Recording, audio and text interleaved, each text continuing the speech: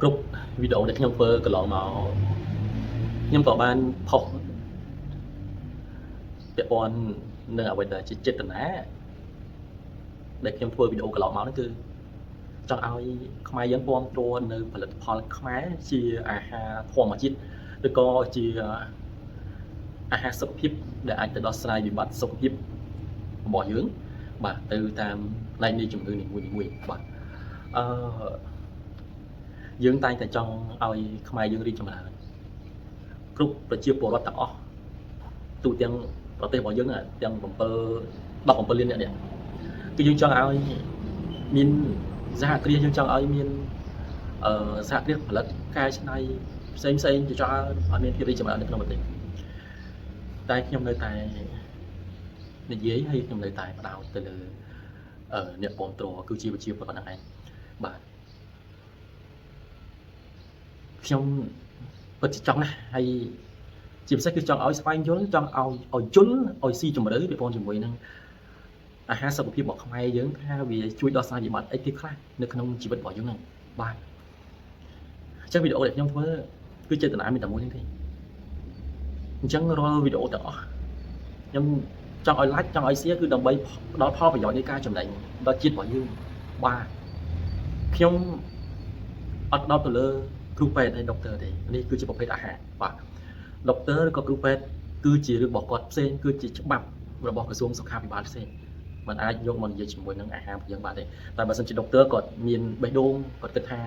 មើលឃើញថាវាជាអាហារមួយដែលអាចជួយដោះស្រាយវិបត្តិសុខភាពបានគាត់អាចយកទៅប្រើប្រាស់ឬក៏យកទៅណែនាំអ្នកជំងឺបានបាទព្រោះអីផលិតផលរបស់យើងមួយចំនួនយើងបានចោះចូលទៅក្នុងឡាបូជាតិរបស់យើងឡាបូជាតិរបស់យើងក៏ទទួលស្គាល់ហើយដែរបាទហ្នឹងយើងខ្ញុំនិយាយរឿងពិតមួយខ្ញុំបានជួបដុកទ័រម្នាក់គាត់នៅតែឲ្យតម្លៃទៅលើវិទ្យាសាស្ត្របរទេសគាត់ថាគ្មានខ្លាំងជាងវិទ្យាសាស្ត្របរទេសគឺជាពិសេសគឺបែកខេត្តអឺរ៉ុបតែម្ដងតែគាត់ធ្លាប់បានទៅរៀនសូត្រនៅហ្នឹងហើយគាត់ទៅរៀនសូត្រហ្នឹងគាត់ទៅរស់នៅហ្នឹងមួយរយៈនៃការរៀនសូត្ររបស់គាត់ទទួលស្គាល់វិទ្យាសាស្ត្រគាត់និយាយទៅដោយសារយើងអត់ទាន់មានអ្នកវិទ្យាសាស្ត្រផលិតអត់មានអ្នកវិទ្យាសាស្ត្រផលិតអាហារសុខភាពដូចនៅប្រទេសទេចុះបងមកនេះខ្ញុំនិយាយប្រាប់ថាបើសិនជាយើងមានតើយើងយកខួរក្បាលរបស់យើងយកចំណេះជំនាញរបស់យើងយកទៅសិក្សាយើងយកទៅស្វែងយល់ថាផលិតផលមួយមុខនេះមួយកំប៉ុងនេះតើវាទៅដោះស្រាយវិបត្តិសុខភាពយើងបានមិនខ្លះនៅពេលដែលយើងយល់ហើយយើងយកវាទៅប្រើប្រាស់ទាំងភាពវិជ្ជមានរបស់វាគឺអត់ខ្ចោះនៅកន្លែងណាមួយគឺអត់មានភាពអវិជ្ជមានចូលដល់ក្នុងរាងកាយរបស់យើងមុនប្រើនិងក្រោយប្រើគឺវាអត់មានតើយើងទទួលយកបានដែរទេចម្លើយហើយអ្នកផលិតគេបន្ថយជាងយើងអ្នកប្រើប្រាស់ទៅទៀតគេប្រយ័ត្នជាងយើងអ្នកប្រើប្រាស់ទៅទៀតខ្ញុំចង់ឲ្យអត្ថន័យអ្នកវិទ្យាសាស្ត្រផ្នែកខាងសុខាភិបាលមួយបានន័យថាគឺជាអ្នកសិក្សាគឺជាអ្នកស្រាវជ្រាវរកអាហារឬក៏ឱសថណាដែលអាចមកដោះស្រាយជីវិតមនុស្សបានហើយកាត់បន្ថយនៅការមានផលប៉ះពាល់ដល់អវយវៈនៅក្នុងរាងកាយគេសិក្សាណាគេប្រយ័ត្នណាគេខ្លាចជាប់គុកគេខ្លាចមនុស្សហូបទៅមានបញ្ហាសុខភាពជួបវិបត្តិសុខភាពស្លាប់អញ្ចឹងណាបាទគេប្រយ័ត្នជាងយើងអ្នកប្រើប្រាស់ទៅទៀតយើងអ្នកប្រើប្រាស់នេះវាប្រៀបបានដូចនឹងដូចមិនត្រូវអីគិតវែងឆ្ងាយទេយើងអ្នកប្រើប្រាស់យើងគ្រាន់តែយើងស្វែងយល់ថាផលិតផលមួយហ្នឹងបានចោះចូលទៅក្នុងឡាបូជាតិសាស្ត្ររបស់យើងហើយហ្នឹងហើយយើងឡាបូសាស្ត្រជាតិរបស់យើងទទួលស្គាល់តែប៉ុណ្ណឹងបាទកាលណាឡាបូសាស្ត្រគេទទួលស្គាល់ហើយយើងអ្នកប្រើប្រាស់នេះដូចមិនត្រូវគិតអីវែងឆ្ងាយទេអ្វីដែលយើងត្រូវគិតថាតើជំងឺរបស់យើងហ្នឹងតើមានអាហារហ្នឹងអាចទៅដោះស្រាយបានអត់តែបើមិនសិនមានអាហារដោះស្រាយបានវាមានផលប៉ះពាល់ទេយើងនឹងគិតអីត្រូវវែងឆ្ងាយទៀតណាមែនទេអ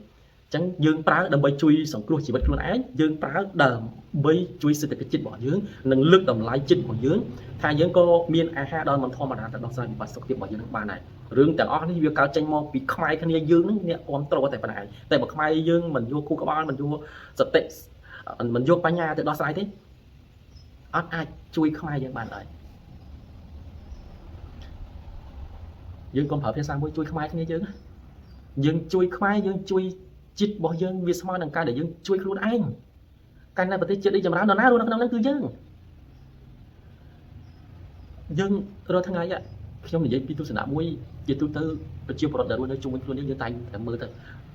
បំណាំគ្នាតែងតែមើលការរិះគន់គ្នាមើលងាយគ្នា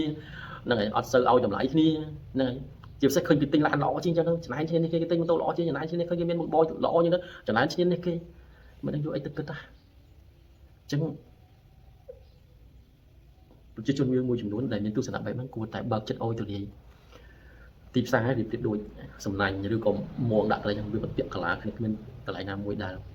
អត់ប្រតិកន្លាគ្នាទេកាលណាអត់ប្រតិកន្លាគ្នាស្មើនឹងដាច់ប្រហោងហើយមងឬក៏សំណាញ់ហ្នឹងអត់អាចបងត្រីបានអាចត្រៀបត្រីបានត្រីមិននឹងចេញតាមប្រឡោះហ្នឹងតែម្ដងយកហ្នឹងទៅគិតទៅពិចារណាបាទអរគុណជួបគ្នានៅវីដេអូក្រោយ